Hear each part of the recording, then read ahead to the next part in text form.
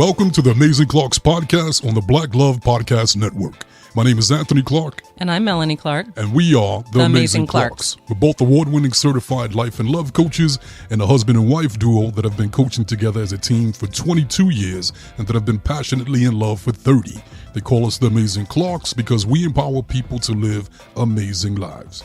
And you are joining us here on our Love Revolution, where we discuss ideas and concepts about love so we can create more love in the universe, because boy, do we need it. Boy, do we need it. Yes, we do. On today's show, we got a great topic. We're going to talk about trading gifts. Oh. Trading gifts. What is that? Like Christmas or something? Actually, it's more so about trading gifts in relationships. Yes. But before we jump into that main topic, it's time for catching up with the Clarks. Yes. So, baby, how's your week been? What's been going on with you? Anything new? What's My going on? week has been amazing. Mm-hmm. We had an awesome time for Valentine's Day, just loving each other like we do every day. That Nice. was awesome. Nice. And we did a podcast with a friend talking about manifesting. That was really fun. I love talking about manifesting. It's my favorite. Right.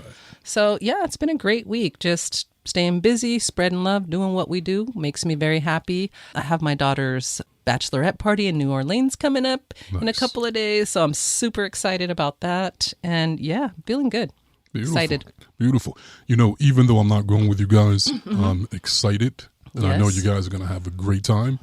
But it's a girls' trip. Yes, and it guys are is. not included, and that's all right because it's not about me. Yes. I actually think it's probably more important for you to do it than me. Absence makes the heart grow fonder. So I'll be excited to come home to you. Good. There you go. There you go. Yes. With me, my week has been going well. I will say I did have one thing that was disappointing, Really? and that's that I broke my glasses. Oh. I tried to fix them, did a little ghetto repairs, and that was like, nah, just stop it. Stop with the glue. Stop trying to tape it. Just let it go. Take the L. But besides that, you know, life is good. Perfect segue into the main topic of the day. Yes. Trading gifts. So couples trading gifts. You know what I've noticed? We actually are attracting a lot of couples that are struggling with the inability to trade those gifts. So do you want to explain what trading gifts is with couples? Trading gifts. This is something that we came up with maybe about a decade ago. It came from our own relationship. That's how we figured it out. Melanie grew up in foster care. Because of that, she couldn't have a big voice, so she had to kind of play small. Me, I grew up in Brooklyn. When I was young, I used to be, quiet and very empathetic, very loving.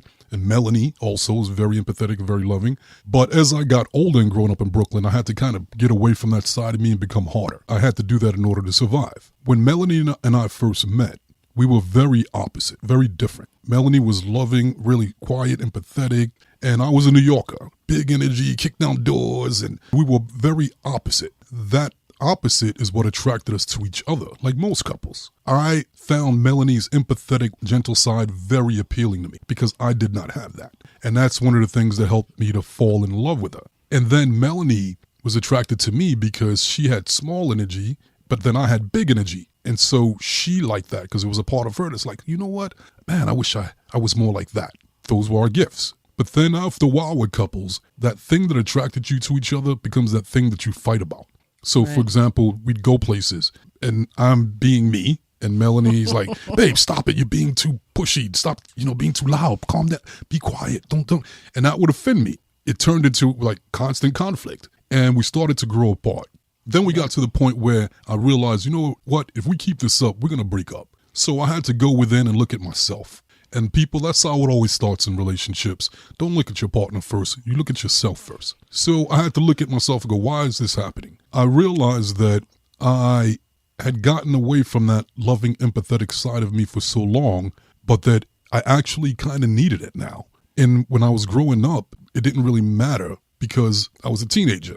But then as an adult with that kind of energy, being that big, it was actually affecting a lot of my relationships, business relationships, friendships, family relationships. So it was like, maybe I do have to calm down or try to figure this out. I've been on that hard side for so long.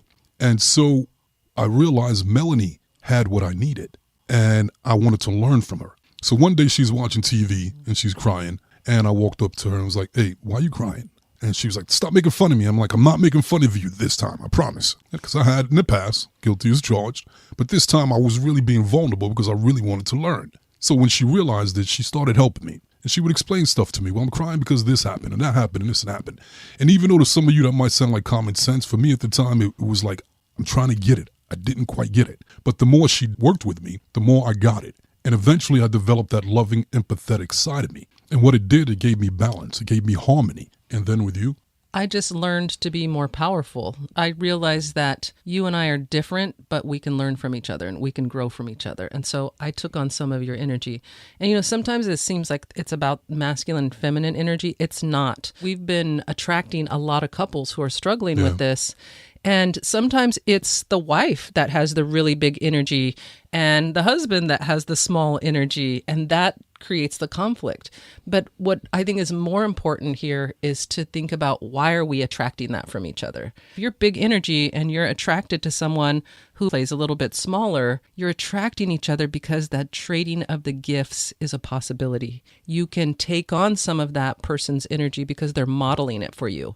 You're getting to see it play out. You're getting to experience it. And I really believe that we learn from each other's example, not our words. And the thing that I love about this concept in marriage and relationship is we all develop strategies in childhood to cope, right? So how do we get through doors? How do we get what we want in life? How do we get approval? How do we get validation? How do we get love?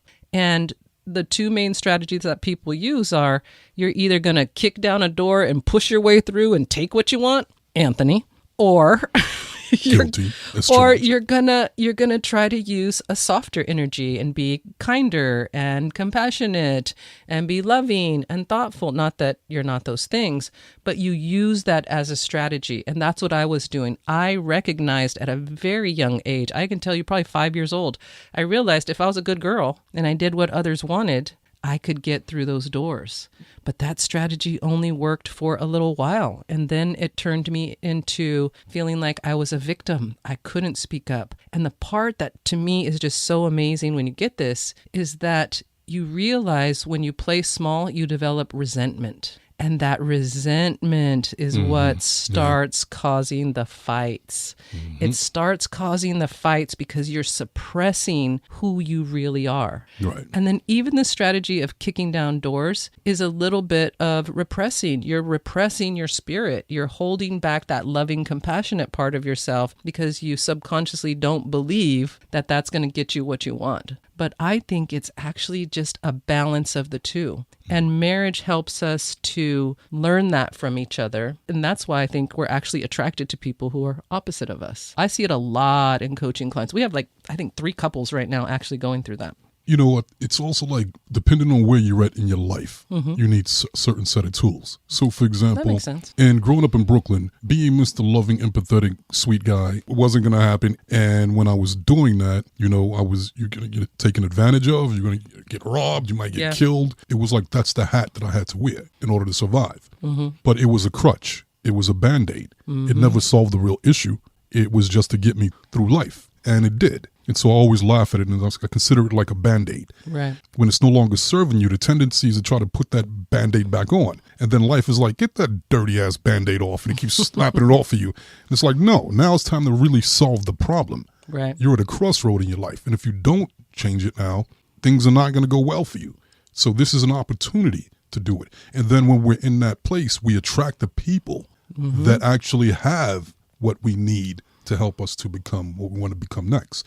And I think that even if you attract people that piss you off, I think every single person that comes into our contact with is there because we have something that we can offer each other. You may never know what it is until you move on it. Right. But they have something to offer you and you have something to offer them. I agree with that. And here's the thing that I find fascinating, that I've seen this pattern. If you don't stay and work through that with the person that you've currently attracted, they will go and you will attract it again. You'll attract it again, yeah. You'll attract it again and again in each partner. And I was just thinking, I see people attracted in every aspect of their lives. In their work environment. I see bosses only attracted to employees that have small energy because the boss is big energy. They don't want anybody to combat that energy because the people who have the smaller energy go along with them. But it's the same thing. The bosses have the opportunity to learn to trade gifts and to be more compassionate and empathetic by having these employees that have that energy.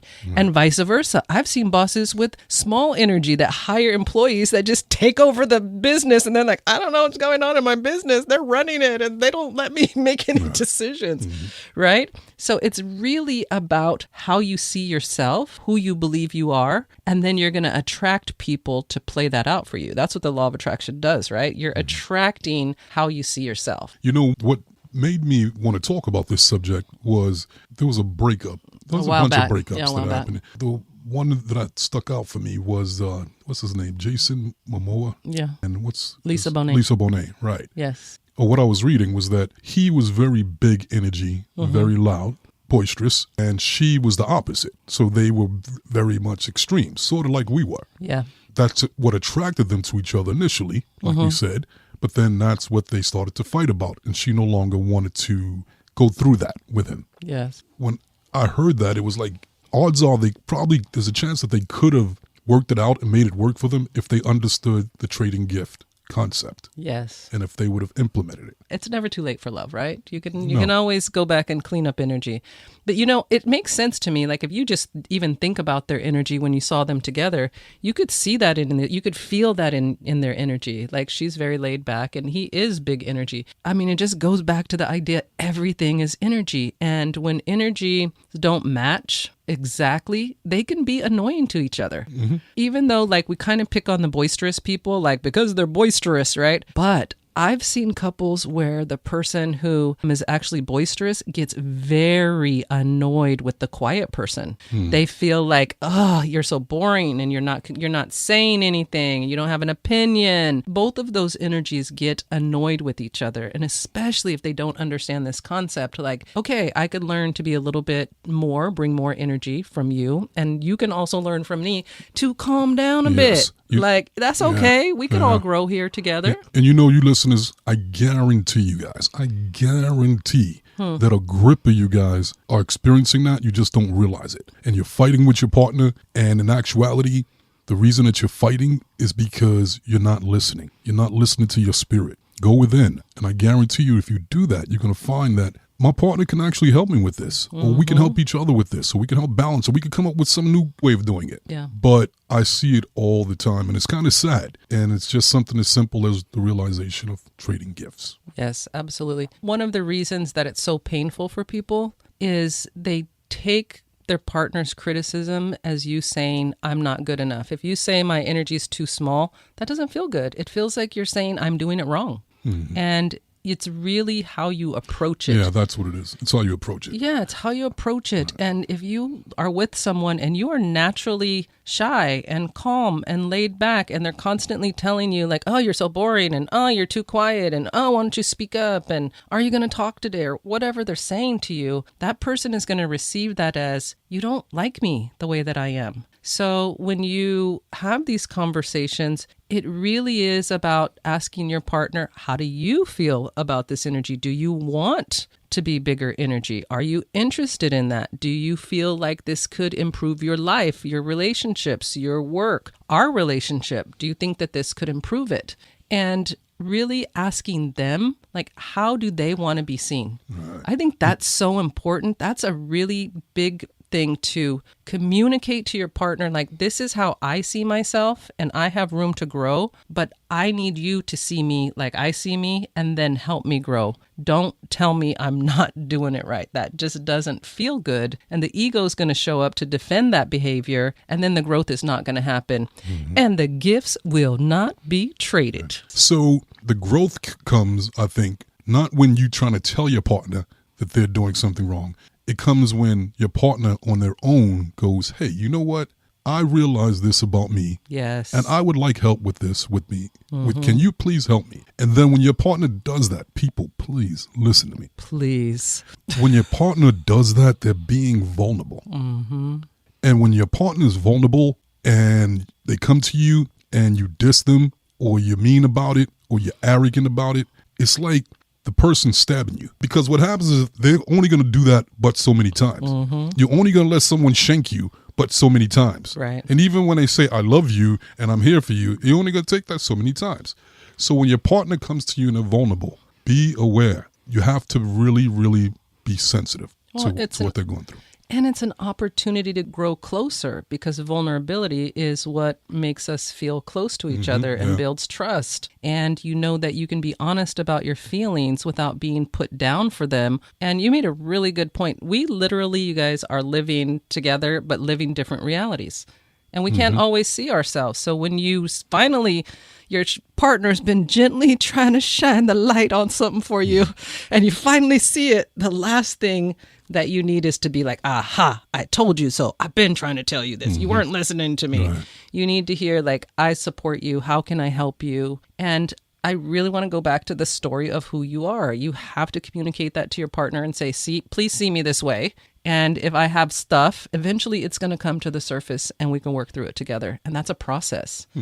And so I really, really love the idea of trading gifts, because like you said in the beginning, a lot of times we come into a relationship where we're really off balance. And then if we can trade those gifts, we meet in the middle and then we become really centered.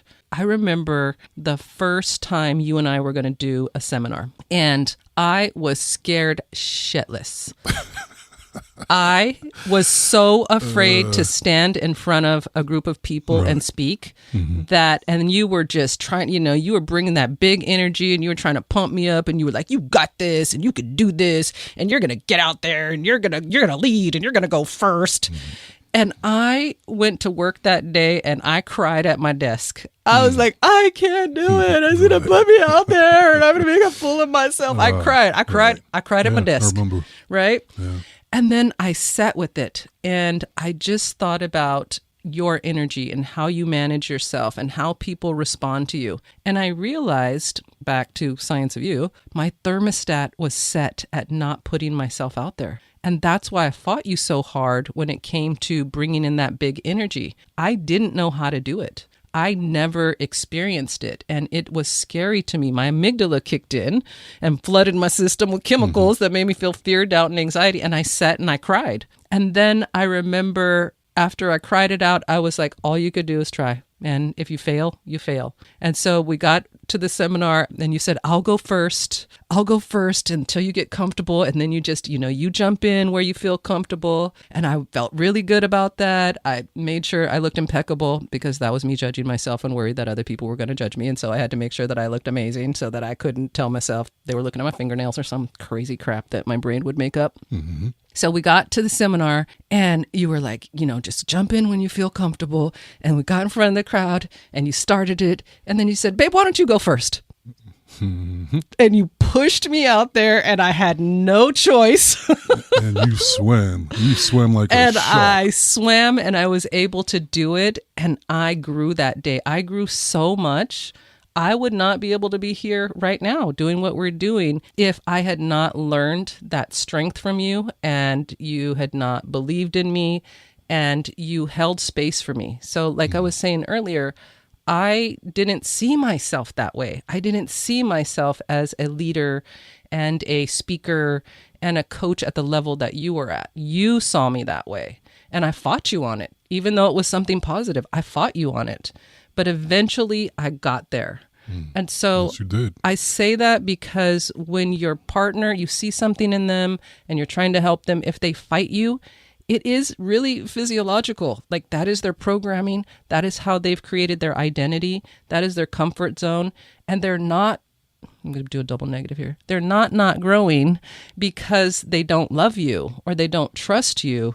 They're afraid. It's hard. That's not how they see themselves. We have to keep projecting that loving picture and that encouragement that you can get there if you want to. That's another piece. They have to want to. We can't go around here forcing people to change their energy when they don't want to. It's really important that you get permission to trade gifts, because if you don't have permission, you're stealing. Yeah.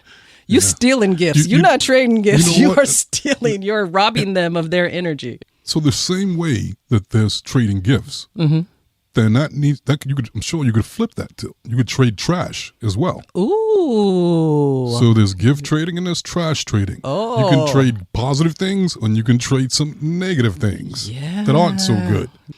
What I'm saying is, like, if I react negative towards something, then eventually you may pick up and start doing it too. Oh, that's very true. Or if you do it enough to me, then I'll do it. Couples do it back. It's almost like revenge. Yes. It's like, you did this tit for tat. Yeah. You did this to me. Now I'm going to do that back to you. Yeah. I'm going to show you what it looks like. I'm going to show you what it feels like. And that's a slippery slope. And so the couples, the tendency is to think like, okay, if my partner does something to me that I hate, and I tell them to stop and they don't do it, then I'm going to do it back to you to show you how it feels. Yes. Now we're in trouble. Now we're trading trash. Yes. But it makes sense because we're being a mirror for each other. And if someone is telling you you're doing something that makes them unhappy or makes them uncomfortable and they don't know, they don't believe you, or they are not willing to change behavior, that is a strategy to get them to see that they're doing it and what it feels like. It may be trash, but sometimes you ain't got no gifts. All you got is trash. That's all you got in your toolkit. But I think awareness that you're doing it that way, that you're trading trash instead of gifts, I think can help you to start to look for the gifts. I think people trade trash because they're not used to seeing the gifts in each other. They're judging it. They're looking at it like, when I looked at you, I'm be honest, I'm be very real right now. When the way that you used to do things, that kicking down the doors, I was like, what is wrong with him? I was judging you. Oh my God, I can't believe he said that. We're in public. Why is he doing that? And then I would get nervous, like my armpits would sweat, like, oh my God, what's he going to say? What's he going to do? And you love it, Anthony. Like, you love that big energy. So I never know. I'm always like, oh, here we go. Right. Here we go. But I don't judge it now. I accept Right. it. I know that's who you are, and I've learned to love that aspect of you. And here's something that's really important.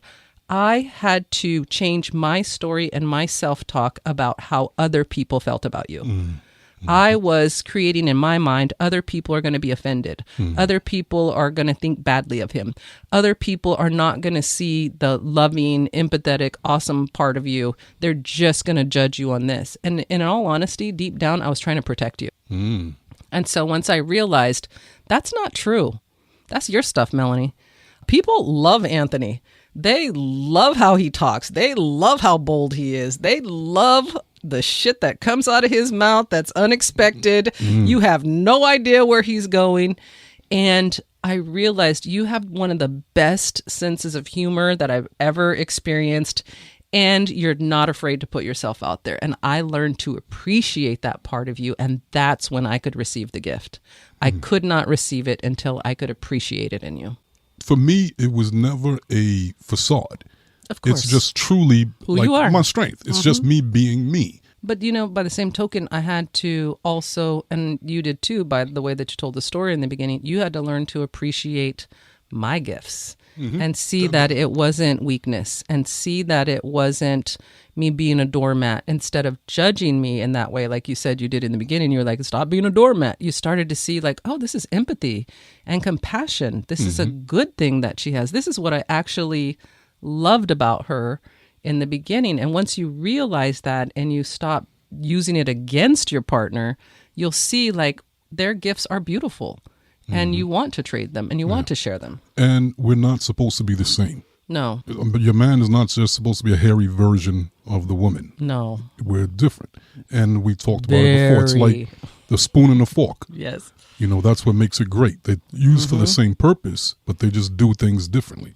Yes. But you still need them both to eat. I love this. And I hope that, the listeners really, really get it because you're right. We're not the same. And I think so many people in so many areas of life get in trouble when we look at each other and go, I wouldn't do it that way. Yeah. I don't think that's the right way. We have to recognize that we're all showing up with our own individual energy, perspective, and that is our gift. Yeah. Anthony, your big energy, it is your gift, man.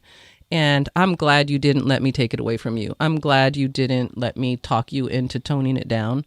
And you know what? Me being a good girl and nice and loving and I like kind, that about you. I love that's that my about gift you. too. Yeah, it is. And It I'm is. not letting anybody take it away from me.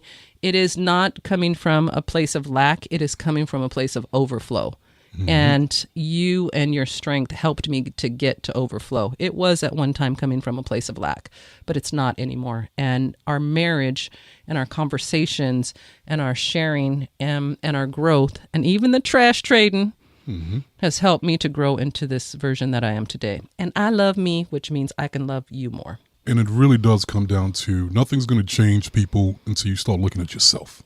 And you have to look at you. If you're attracting it, you're attracting it for a reason. Yes. Don't blame your partner first.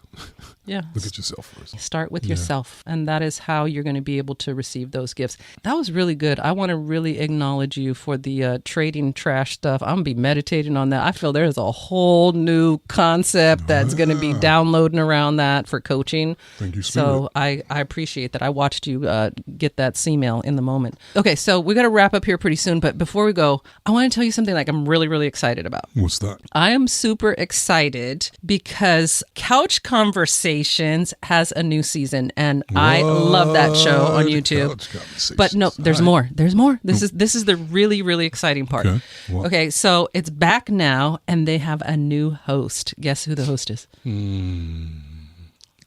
You took too long. You took too long. Sorry. It's Tabitha and Chance Brown. I love them. What? I love them. All right. So you guys go to the Black Love Plus app and check them out. Couch Conversations out now with Tabitha and Chance Brown. Are you going to watch it with me, babe? Hell yeah. Of course you are. I love Hell you. yeah. I love you. So that was a great show. Great show, baby. As usual. Great show. It was fun. Our listeners, thank you for being a part of it and hanging out with us.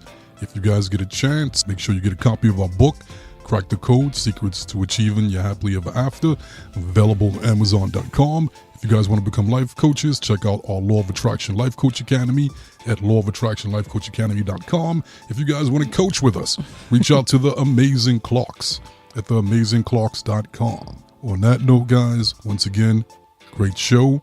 We gave it to you. Now what you going to do with it? See you next time.